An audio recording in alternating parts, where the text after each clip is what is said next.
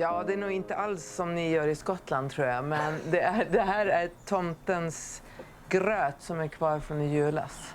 Men nu åt jag ju gröt igår. Vi brukar äta det till frukost i Sverige. Så att det här är resterna från igår faktiskt som vi nu ska göra pannkaka på. Aha. Ja.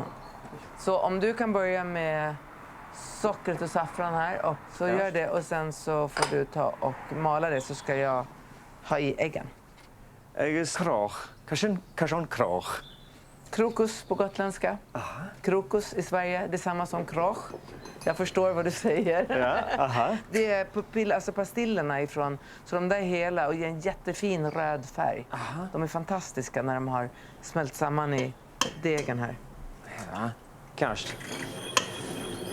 Ska du mala det riktigt, riktigt fint? Äggens kanske jag tycker igen nu.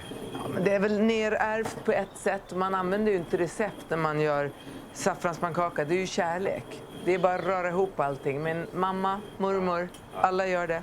Och alla har sina egna recept på gårdarna.